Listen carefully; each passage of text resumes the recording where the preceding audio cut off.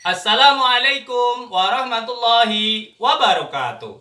Bertemu kembali dengan Ustadz Amin dalam pembelajaran tematik terpadu, muatan, bahasa Indonesia, dan matematika.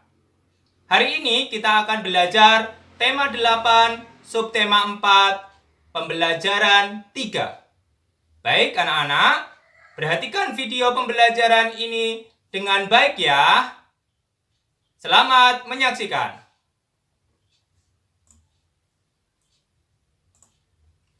Muatan bahasa Indonesia. Kita akan belajar tentang aturan penggunaan tanda titik.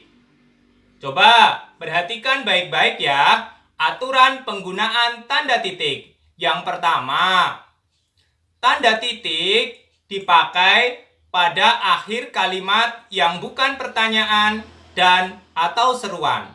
Contohnya, Ratih dan Dewi pergi ke Malang. Andi membaca buku dongeng.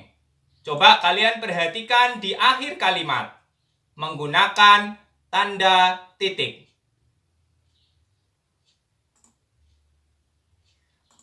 Aturan berikutnya, yang kedua, tanda titik dipakai pada akhir singkatan nama orang.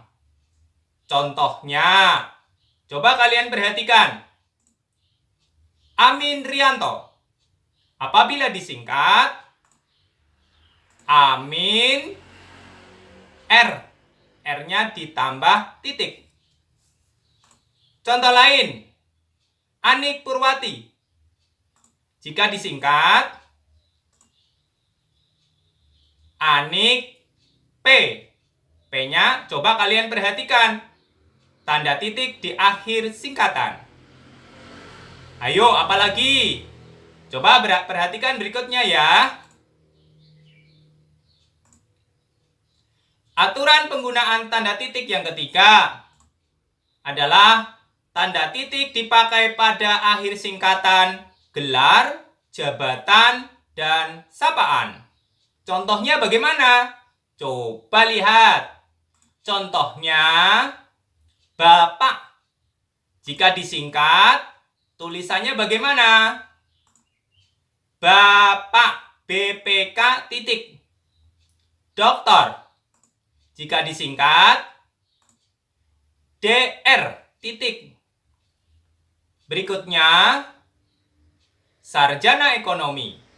Jika disingkat, S titik E titik. Coba kalian perhatikan tanda titik di akhir singkatan. Sudah berapa tadi aturannya? Udah 3 ya. Kita lanjutkan aturan yang keempat. Aturan penggunaan tanda titik yang keempat adalah tanda titik dipakai untuk singkatan kata atau ungkapan yang sudah sangat umum. Contohnya apa? Contohnya, coba kalian perhatikan. Dan lain-lain. Kalau kamu tulis, disingkat, dan lain-lain, itu adalah DLL titik. Nah, contoh lain. Tanggal. Kalau ditulis tanggal dalam singkatan, ditulis TGL titik. Coba contoh berikutnya. Dan sebagainya. Jika kamu tulis disingkat, coba lihat DSB titik. Tanda titik di akhir atau diakhiri singkatan, di akhir singkatan. Sudah jelas apa belum? Oke, kalau begitu, coba kita lanjutkan aturan yang kelima. Aturan penggunaan tanda titik. Perhatikan ya.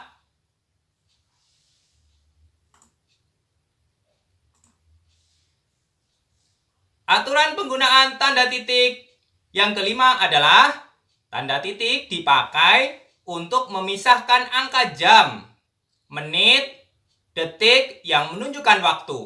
Ingat, di tema yang sebelumnya, kalian sudah belajar tentang menulis jam.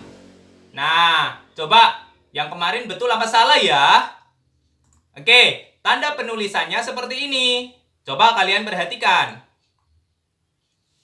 Pukul 02.30.15. Ini contohnya ya. Dibaca jam 2:30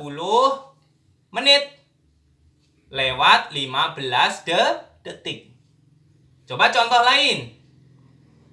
Pukul 08.10.00. Dibaca pukul 8 atau jam 8:10.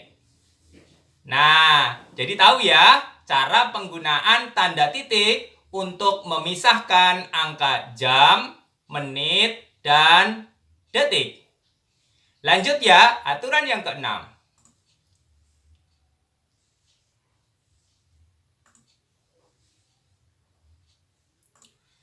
Aturan penggunaan tanda titik berikutnya, yaitu tanda titik dipakai untuk memisahkan bilangan ribuan dan kelipatannya. Contohnya, ayo apa? Untuk memisahkan bilangan ribuan, 1000 titik ya, ini 1.250 atau 1250 ya, dipisahkan oleh tanda titik. Contoh lain, 12.500, 12.500 ya, dipisahkan bilangan ribuan dengan tanda titik. Tapi ingat ya, bilangan yang dinyatakan adalah dalam bentuk jumlah. Jika bukan jumlah, maka tidak boleh dipisahkan dengan titik. Oke, baiklah. Ada pertanyaan? Jika ada pertanyaan, silahkan boleh bertanya.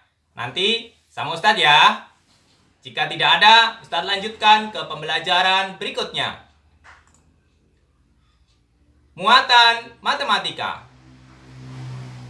Menyelesaikan permasalahan sehari-hari tentang satuan waktu. Ingat kembali.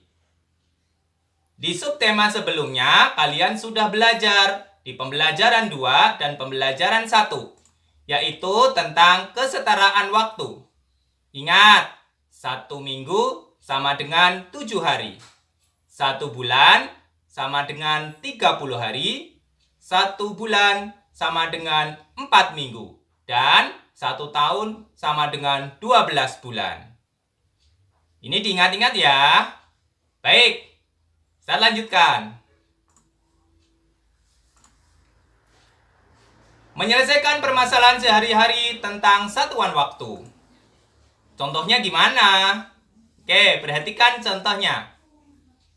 Ayah membuat lemari buku selama 2 minggu 4 hari. 2 minggu lebih 4 hari. Pertanyaannya, berapa hari ayah membuat lemari buku itu? Bagaimana cara menjawabnya? Oke, perhatikan. Jawab. 2 minggu sama dengan 2 kali 7 hari. Ingat.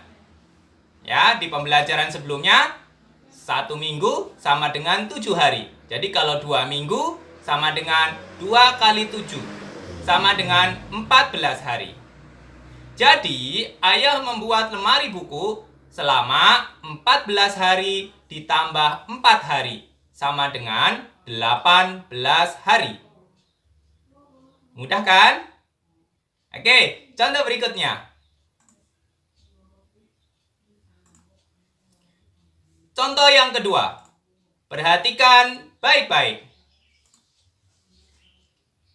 Petani memanen setelah padi berusia 3 bulan 20 hari.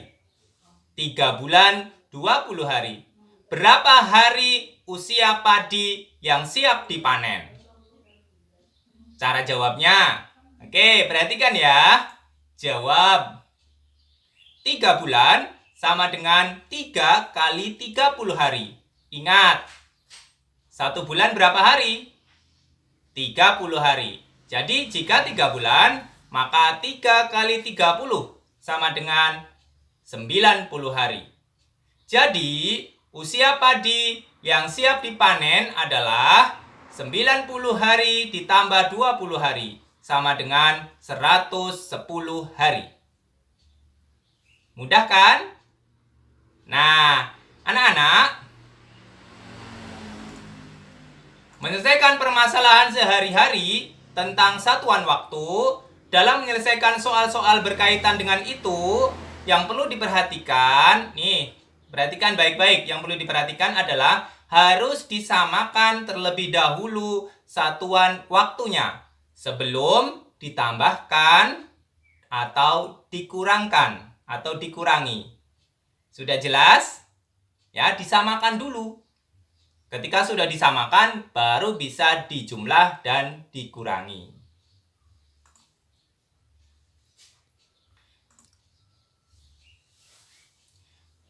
Nah, sebelum Ustadz akhiri, ya, pembelajaran hari ini tadi di awal tentang penggunaan tanda titik. Ya, ingat kembali. Yang pertama, penggunaan tanda titik dipakai pada akhir kalimat. Yang kedua, penggunaan tanda titik dipakai untuk singkatan nama orang. Yang ketiga, singkatan gelar dan jabatan atau sapaan. Yang keempat, tanda titik dipakai untuk singkatan kata atau ungkapan yang umum. Yang kelima, tanda titik dipakai untuk memisahkan jam, menit, dan detik yang menunjukkan waktu. Yang keenam, tanda titik dipakai untuk memisahkan bilangan ribuan atau kelipatannya. Jika ada yang ingin ditanyakan, silahkan boleh bertanya. Ingat kembali, kesetaraan satuan waktu. 1 minggu sama dengan 7 hari. 1 bulan sama dengan 30 hari. 1 bulan sama dengan 4 minggu. 1 tahun sama dengan 12 bulan. Selamat belajar, raih cita-cita kalian. Semangat! Wassalamualaikum warahmatullahi wabarakatuh.